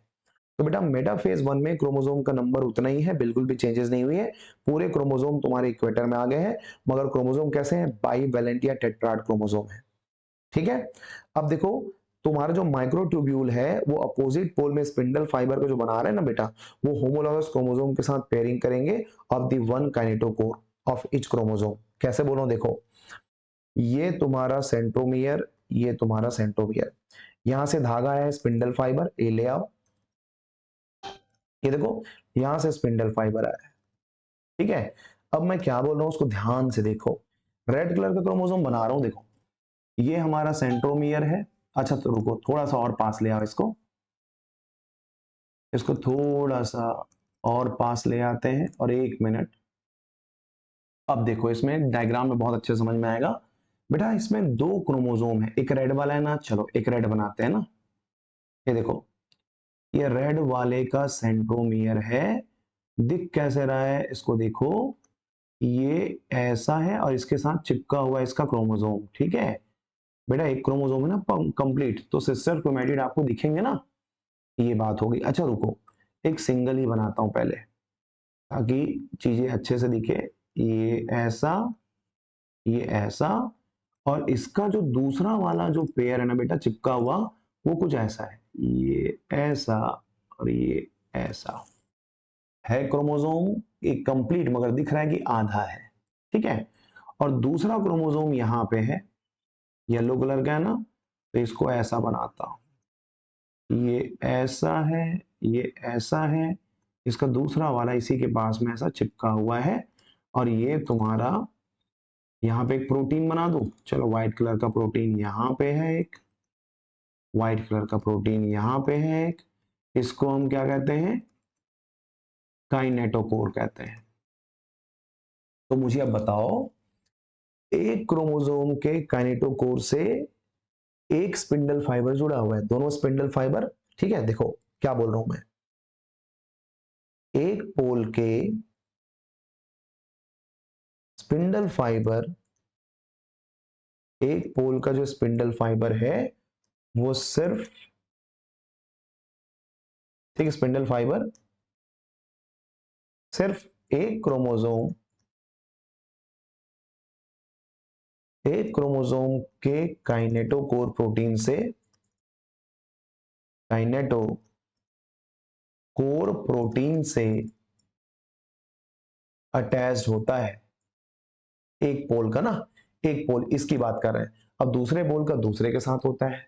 अब बताओ, इमेजिन करो जब तुम्हारे काइनेटोकोर का कंट्रैक्शन होगा और खींचेंगे, तो बताओ क्रोमोसोम स्प्लिट होगा ना, जो तुम्हारा बाईवैलेंट क्रोमोसोम है वो मोनोवैलेंट में चेंज हो जाएगा, सिंगल क्रोमोसोम में चेंज हो जाएगा। मतलब रेड कलर और येलो कलर के क्रोमोसोम जो चिपके हैं उसको अलग करना है एनाफेज में। बताओ क्रोमोसोम के नंबर डबल होंगे ना, तुम्हारे एनाफेज 1 में क्रोमोसोम के नंबर डबल बिल्कुल भी नहीं होते हैं। तो मेटाफेज 1 में क्या क्या हुआ देख लो। सबसे पहले तुम्हारे क्रोमोसोम एक अलाइनमेंट में आके सेट हो गए, स्पिंडल फाइबर के साथ में कनेक्ट हो गए, मगर एक पोल का स्पिंडल फाइबर एक क्रोमोसोम के काइनेटोकोर से अटैच है, दोनों से नहीं है, ठीक। ये पॉइंट हो गई तुम्हारे मेटाफेज 1 की, सेम है, बस कुछ की पॉइंट है जिसको हमको समझना है। अब देखो तो तीसरा फेज है बेटा एनाफेज, और एनाफेज 1 में क्या होता है, तो पहले बात को समझो। डायग्राम, मेटाफिजिक प्लेट बना रहा हूं, ये हमारा मेटाफिजिक प्लेट था, इसमें बेटा तुम्हारे क्रोमोसोम थे, कितने थे, 8, 8 क्रोमोसोम की बात करता हूं। ये देखो ये सेंटर में तुम्हारा सेंट्रोमियर है, और हमने रैंडम बनाए थे इसको, ये ऐसा था ना, ये यहां कर दिए थे, ये ऐसा कर दिए थे, ये ऐसा कर दिए थे, ये मेटाफेज में ऐसा हुआ था। और येलो कलर का क्रोमोसोम नीचे है, मान लो ये ऐसा है, ये ऐसा है, ये ऐसा है, ये ऐसा है। अब बोलो चलो, जब मेटाफेज 1 में नंबर ऑफ क्रोमोसोम देखो, यहां पे क्रोमोसोम कितने हैं, 8 है, मान लो ऊपर 4 नीचे 4। बेटा इसका सेंट्रोमियर कितना है, 8 क्रोमोसोम है तो 8 सेंट्रोमियर होगा। सेंट्रोमियर कितना है, 8। अब मेटाफेज से एनाफेज में जाते हैं, ठीक है। एनाफेज प्रमोटिंग कॉम्प्लेक्स के प्रेजेंस में ये सेपरेट हो जाएगा। तो अब मुझे बताओ, जब यहां पे स्पिंडल फाइबर या सेंट्रोमियर बनाता हूं और इसको मैं यहां से रस्सी के थ्रू खींचता हूं ऊपर की तरफ, तो दोनों को सेपरेट करते हैं। देखो ये तुम्हारा एक पोल बन गया, ये तुम्हारा दूसरा पोल बन गया, ठीक है बेटा। यहाँ पे धागे बना देते हैं, देखो एक धागा, दो धागा, ये 3 धागा, ये 4 धागा, ठीक है। ये 1, ये 2, ये 3, ये 4। अब बताओ कितने सेंट्रोमियर है, 8 है ना। 8 सेंट्रोमियर को बना दूं, 1 2 3 4, 1 2 3 4। क्या सेंट्रोमियर का डुप्लीकेशन हुआ, नहीं हुआ है। क्रोमोसोम कितने हैं बेटा, 8 है। ये होमोलॉगस क्रोमोसोम सेपरेट हो रहे हैं। अब देखो ऊपर में 2 रेड बना दो, ये देखो, हाँ हाँ हाँ हाँ, जैसा है वैसे ही बनाते हैं ना। रेड वाला क्रोमोसोम यहां और यहां दिख रहा है मुझे, एक यहां दिख रहा है, एक यहां दिख रहा है। और येलो वाले क्रोमोसोम को ऐसा बनाते हैं, 1, ये 2, ये 3, ये 4। लो तुम्हारा प्रूफ मेटाफेज 1 से एनाफेज आ गया। अब बोलो तुम कि भैया एनाफेज में क्या हो रहा है। यदि हम बात करें कि एनाफेज में क्या हुआ, तो भैया यहां तो कुछ भी नहीं हुआ है। तो चलो पॉइंट को मेंशन करते हैं कि यहाँ पे कौन कौन सी एक्टिविटी हुई है। तो सबसे पहला इवेंट यहाँ पे मेंशन करते हैं कि तुम्हारे काइनेटोकोर के शॉर्टनिंग के कारण, ठीक है, काइनेटोकोर के शॉर्ट होने के कारण बेटा, मतलब छोटे होने के कारण, ठीक है ना, ये धीरे धीरे सिकुड़ता है, इसके कारण, शॉर्टनिंग के कारण बोल सकते हैं। जो तुम्हारे होमोलॉगस क्रोमोसोम है बेटा, उसका सेग्रीगेशन होता है के कारण होमोलॉगस क्रोमोसोम, होमोलॉगस क्रोमोसोम का अलग होना या फिर सेग्रीगेशन होना, ठीक है, सेग्रीगेशन होता है। सबसे पहला इवेंट है होमोलॉगस क्रोमोसोम सेपरेट हो रहे हैं। अब बताओ सिस्टर क्रोमैटिड सेपरेट हो रहा है क्या। आपको दिख रहा है कि ये हाफ है, मगर ऐसा नहीं है। इसके साथ इसका सिस्टर क्रोमैटिड चिपका हुआ है और इसके साथ इसका सिस्टर क्रोमैटिड चिपका हुआ है। तो यहां क्रोमोसोम के सिस्टर क्रोमैटिड का सेग्रीगेशन नहीं होगा ना। सिस्टर क्रोमैटिड अलग नहीं होते हैं, अलग नहीं होते, बात समझो। तो जब अलग नहीं हो रहा है बेटा, तो एनाफेज में ना तो क्रोमोसोम का नंबर डबल होगा, क्रोमोसोम का नंबर डबल नहीं होगा, एज इट इज रहेगा, जितना है उतना ही रहेगा। और ना ही तुम्हारे सेंट्रियोल का डिवीजन होगा, सेंट्रोमियर का, सॉरी, क्रोमोसोम के बीच में कौन है, सेंट्रोमियर। तो सेंट्रोमियर का डिवीजन नहीं होता, सेंट्रोमियर का डिवीजन नहीं हो रहा है। अब यहाँ पे डिवीजन नहीं है बेटा, पहले से हमारे पास सेंट्रोमियर 8 है ना, अभी भी 8 है, डिवीजन नहीं होता, ठीक है। इतने इवेंट्स को आपको एनाफेज में डालना है। तो ये आपका एनाफेज 1 कंप्लीट हो गया है। एनाफेज के बाद आता है बेटा आपका टेलोफेज, ठीक है। तो नंबर 4 बंदे का नाम है टेलोफेज। टेलोफेज क्या है, 1। टेलोफेज 1 में क्या होता है, तो वैसा ही होगा जैसा तुम्हारे अदर चीजों में होती है। तो बेटा टेलोफेज में क्या होता है, तो माइटोसिस में जो चीजें होता है उसी को ऐड कर देते हैं, तुम्हारा न्यूक्लियस, न्यूक्लियर मेम्ब्रेन वापस आ जाएंगे। पहला पॉइंट देखो, न्यूक्लियर मेम्ब्रेन, ठीक है, न्यूक्लियोलस, ईआर, गोल्जी, ये सब के सब रीअपियर्ड हो जाएंगे, ठीक है, रीअपियर्ड हो जाएंगे। पहली बात, वापस आ गया भाई तुम्हारा जो क्रोमोसोम है बेटा, वापस से, ठीक है, जो क्रोमोसोम थिक और कंडेंस हुआ था वो वापस से क्या हो जाएगा, ठीक है, मतलब धीरे धीरे अपने जो कंडेंसेशन है उसको क्या कर लेगा, लॉस्ट कर लेगा, ठीक है। तो यहां पे डिस्पर्शन के कारण साइटोकाइनेसिस तो होगा, और साइटोकाइनेसिस होने से क्या हो जाएगा, टेलोफेज के बाद जो पांचवा फेज आएगा उसको हम क्या कहेंगे, इंटरकाइनेसिस कहेंगे। तो इंटरकाइनेसिस बोलो या फिर यहाँ पे टेलोफेज की यदि हम बात करें तो अब इसमें क्या होगा कि भैया साइटोकाइनेसिस हो जाएगी, साइटोकाइनेसिस के जरिए, ठीक है, दो हैप्लॉइड सेल का यहां पे प्रोडक्शन हो जाएगा, होगी बात। अब दो सेल जैसे ही बन गए बेटा, तो जैसे कि दो मियोसिस के बीच में मैंने कहा था एक फेज आता है जिसको हम क्या कहते हैं, इंटरकाइनेसिस कहते हैं। क्या कहेंगे, तो बोलना इंटरकाइनेसिस कहते हैं, ठीक है। तो इंटरकाइनेसिस क्या है, तो याद रखना, दो मियोसिस के बीच में, है ना भाई, दो मियोसिस के बीच में गैप होता है जिसको हम क्या कहते हैं, इंटरकाइनेसिस कहते हैं। तो यहां पे देख लो यार, मियोसिस वन एवं मियोसिस टू के बीच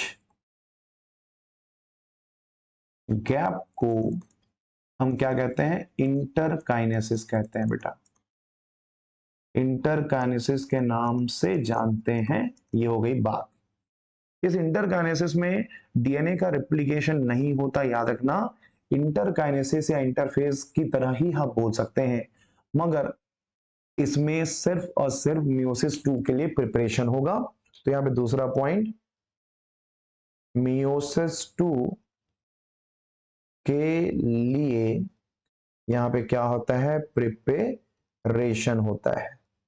मियोसिस 2 के लिए क्या होगा, यहाँ पे प्रिपरेशन की चीज होगी और इसके अलावा कुछ भी नहीं होती। हाँ, डीएनए रिप्लिकेशन नहीं होता बेटा, डीएनए का रिप्लिकेशन नहीं होता। तभी तो हम बोले ना कि भाई जब आपका मियोसिस डिवीजन कंप्लीट होता है तो सिर्फ एक एस फेज होता है, ठीक है। चलो अब देखो, अब सिंपल सी बात है, फंडामेंटल मैं समझा रहा हूं। नंबर 2 करते हैं, बोल देते हैं मियोसिस 2। मियोसिस 2, मियोसिस 2 में सबसे पहला फेज आता है बेटा प्रोफेज। एक ही पेज में कंप्लीट कर दूंगा। नंबर 1 कौन आया, prophase.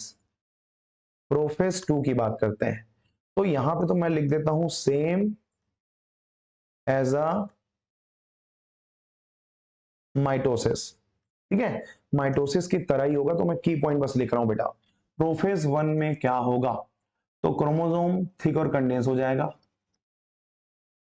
Chromosome thick and condense हो गया है, ठीक है, क्रोमोसोम थिक और कंडेंस हो गया है। तुम्हारा न्यूक्लियर मेम्ब्रेन डिसअपियर हो जाएगा, न्यूक्लियर मेम्ब्रेन डिसअपियर हो जाएगा। ये लो, तुम्हारे जितने भी ऑर्गेनेल्स थे, क्या क्या था, ईआर, गोल्जी, न्यूक्लियस, ये भी सब क्या हो जाएंगे, तो डिसअपियर हो जाएंगे बेटा, गायब हो जाएंगे ना। यहाँ पे गायब हो जाते हैं या हट जाते हैं, रिजॉल्व हो जाते हैं लिख सकते हैं। बताओ, सेम है, chromosome become thick and condense, ये हो गया। अच्छा, सेंट्रियोल अपने अपोजिट पोल की तरफ मूव करते हैं, ठीक है, अपोजिट पोल की तरफ मूव करते हैं। बताओ, ये चारों के चारों पॉइंट सेम है कि नहीं। चलो दूसरा फेज, डायग्राम नहीं बनाऊंगा क्योंकि मैंने माइटोसिस में आपको बहुत अच्छे से बताया है। ठीक है, अब मेटाफेज में क्या होगा, तो वही होता है बेटा, मेटाफेज में क्रोमोसोम मेटाफिजिक इक्वेटर में अलाइन हो जाते हैं, अलाइन हो जाते हैं। ठीक है, अलाइन होगा, स्पिंडल फाइबर बनेगी, एक क्रोमोसोम के काइनेटोकोर से दोनों स्पिंडल फाइबर अटैच होगा। ये सब चीजें जो मैंने आपको पहले बोला था सेम टू सेम होगा बेटा। ठीक है, काइनेटोकोर ऑफ सिस्टर क्रोमेटिड के साथ में अटैच होगी। ये बात हो गई आपके मेटाफेज की, कुछ नया नहीं है। तीसरे में हम बात करते हैं एनाफेज का। तो एनाफेज में क्या होता है, दो पार्ट में डिवाइड हो जाते हैं। तो यस, एनाफेज 2 में ना, रुक जाओ, एनाफेज 2 में क्रोमोसोम स्प्लिट होते हैं बेटा। ठीक है, यहां पे क्या बोल सकते हैं, जो सिस्टर क्रोमेटिड है स्प्लिट हो जाएंगे, सिस्टर क्रोमेटिड स्प्लिट होकर के क्रोमोसोम के नंबर, क्रोमोसोम के नंबर डबल कर देंगे, यहां पे डबल कर देंगे। ठीक है भाई, क्रोमोसोम का नंबर डबल हो गया, सिस्टर क्रोमेटिड स्प्लिट हुआ है। हाँ, यहां पे तुम बोल सकते हो सेग्रीगेशन हुआ है, सेग्रीगेशन ऑफ क्या, सिस्टर क्रोमेटिड, सिस्टर क्रोमेटिड हुआ है। ठीक है, नंबर ऑफ क्रोमोसोम,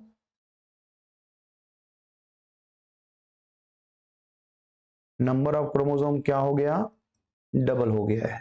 तो भैया ये तो सेम एनाफेज है ना बेटा, जो हमने पहले पढ़ा था, तो एनाफेज के जैसे ही हो गया यार। अब एनाफेज के बाद क्या आता है बेटा, टीलोफेज आता है। तो टीलोफेज में आप क्या कहोगे, ये जस्ट उल्टा होता है किसके, प्रोफेज के, प्रोफेज के उल्टा होगा, प्रोफेज के जस्ट अपोजिट होगा। क्या क्या होगा, तो भैया जो तुम्हारे ऑर्गेनेल आए थे वापस आ जाएंगे। ठीक है ना, जो हमने यहाँ पे लिखा है उसको उल्टा कर दो। ये देखो, क्रोमोसोम थिक एंड कंडेंस हुआ था, लॉस्ट देयर आइडेंटिटी, क्रोमोसोम अपनी आइडेंटिटी लॉस कर देती है। जैसे पहला पॉइंट, क्रोमोसोम अपनी आइडेंटिटी लॉस्ट कर देती है। ठीक है, आइडेंटिटी लॉस करने के साथ बेटा जो न्यूक्लियर मेम्ब्रेन है रीअपियर हो जाएगा, न्यूक्लियर मेम्ब्रेन रीअपियर्ड हो जाएगा। ये लो, बात समझ में आ रही है।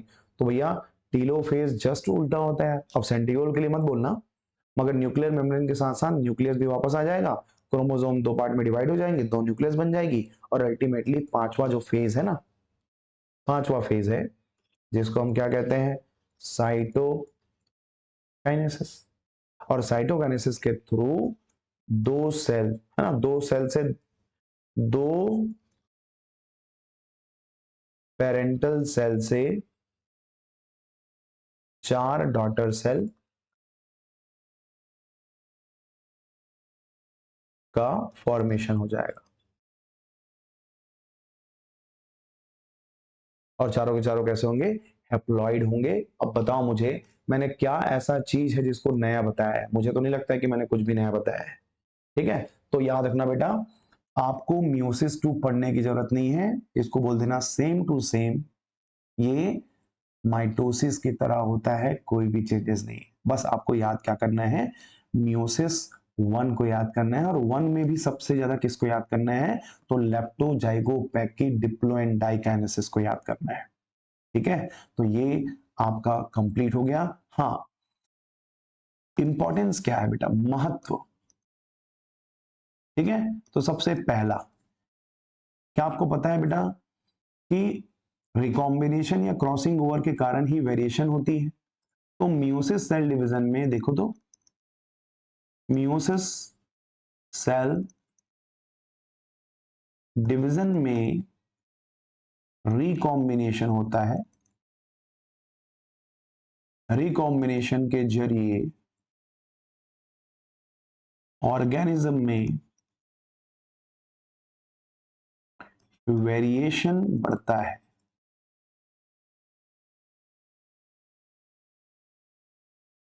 जिससे ऑर्गेनिज्म स्टेबल होते हैं।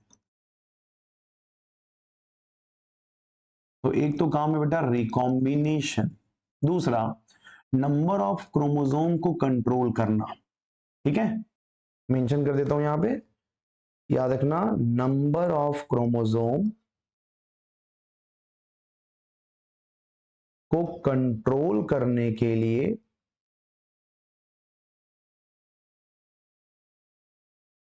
इसका यूज होता है। याद रखना नंबर ऑफ क्रोमोसोम को कंट्रोल करना मतलब जाइगोट जब बनाते हैं बेटा हैप्लॉइड बनता है ना, तो जाइगोट के, अच्छा जाइगोट नहीं, चलो यहां पे हम याद बोलते हैं गैमीट,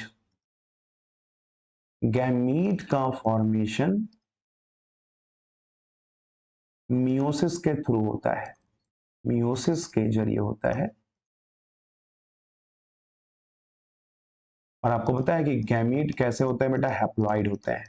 यदि मुझे हैप्लॉइड सेल प्रोड्यूस करना है तो मैं किसके थ्रू प्रोड्यूस करूंगा, हमारे मियोसिस सेल डिवीजन के थ्रू ही मैं इसको प्रोड्यूस करता हूं। तो दो चार जब आप स्टेटमेंट को पढ़ते हैं तो चीजें यहां पे तो क्लियर हो जाती है कि भाई मियोसिस सेल डिवीजन और माइटोसिस सेल डिवीजन में क्या क्या डिफरेंसेस होती है। ठीक है, तो ये रहा बेटा आपके इंपॉर्टेंस की बात, दोनों के बीच में डिफरेंस भी देख लें क्या। चलो जब इतना देख लिए तो उसको भी देख लेते हैं, दोनों के बीच में डिफरेंस की बात करते हैं। इधर मैं हेडिंग डाल देता हूं माइटोसिस और इधर मैं हेडिंग डाल देता हूं क्या, मियोसिस, और दोनों के बीच में ऐसा बना देते हैं। ठीक है भाई, चलो बन गया। चलिए भाई डिफरेंस नंबर 1, बेटा जब माइटोसिस सेल डिवीजन होता है कहां होता है, सभी सोमैटिक सेल में ना, सभी काइक सेल कहते हैं इसको, इंग्लिश में कहते हैं बेटा सोमैटिक सेल। ठीक है, सभी सोमैटिक सेल में माइटोसिस होता है, माइटोसिस डिवीजन होता है। मियोसिस कहां होता है, ओनली जर्म सेल में, जर्म सेल में मियोसिस होता है बेटा। समझ में आ गई, ये सबसे मेजर डिफरेंस है आपके मियोसिस और माइटोसिस का। ठीक है भाई, अब बेटा एक डिप्लॉइड पेरेंटल सेल से, एक डिप्लॉइड पेरेंटल सेल से दो डॉटर पेरेंटल सेल, अच्छा वो भी डिप्लॉइड ही होंगे ना, दो डिप्लॉइड डॉटर सेल बनते हैं यहां पे। मगर इसमें क्या होता है, एक डिप्लॉइड पेरेंटल सेल से, एक डिप्लॉइड पेरेंटल सेल कितने बनते हैं बेटा, चार बनते हैं। और चार कैसे होते हैं, हैप्लॉइड होते हैं। पेरेंटल सेल से चार हैप्लॉइड सेल बनते हैं। ठीक है, ये हो गया तुम्हारा दूसरा मेजर डिफरेंस हो गया। ठीक है, दो मेजर डिफरेंस होंगे। अब बेटा माइटोसिस सेल डिवीजन जो है उसमें वेरिएशन नहीं होता। ठीक है, माइटोसिस में वेरिएशन नहीं होता, मगर मियोसिस में आप जानते हैं क्रॉसिंग ओवर के कारण, क्रॉसिंग ओवर के कारण यहां पे वेरिएशन होता है बेटा, वेरिएशन जनरेट होती है, वेरिएशन जनरेट होती है। ये आपके तीन मेजर होंगे। अच्छा, नंबर ऑफ क्रोमोसोम सेम होगा, जब माइटोसिस होती है तो नंबर ऑफ क्रोमोसोम कैसा होगा, सेम। और यहां पे क्या हो जाएगा बेटा, नंबर ऑफ क्रोमोसोम हो जाता है हाफ। इसीलिए मियोसिस को हम क्या कहते हैं, रिडक्शनल कहते हैं। ठीक है, इसको हम क्या कहते हैं, रिडक्शनल सेल डिवीजन, और माइटोसिस को हम क्या कहते हैं, तुम्हारा क्या कहेंगे, इक्विटोरियल सेल डिवीजन कहते हैं। ठीक है, ये बात समझ में आ गई, क्लियर है सबको, बहुत सिंपल। अब माइटोसिस के यदि प्रोफेज की बात करें तो इसका जो प्रोफेज है, देखते जाओ ना, वी पॉइंट कर रहा हूं, इसके प्रोफेज की बात कर रहा। प्रोफेज बेटा सिंपल होता है और छोटा होता है, मगर इसका जो प्रोफेज है, प्रोफेज 1 की बात कर लेते हैं। ठीक है, प्रोफेज 1 बहुत ही ज्यादा कॉम्प्लिकेटेड होती है बेटा, प्रोफेज 1 बहुत ज्यादा कॉम्प्लिकेटेड होता है, ये आपको मेंशन करने की जरूरत है माइटोसिस और मियोसिस में। ठीक है भाई, चलो मैं अपने आप को ऊपर ले जा रहा हूं क्योंकि डिफरेंस आप तो देख चुके हैं। अब इनमें एक डिफरेंस और मेंशन कर सकते हैं कि भैया तुम्हारे माइटोसिस से जो डॉटर सेल बनती है बेटा, ये डॉटर सेल जेनेटिकली सेम होते हैं।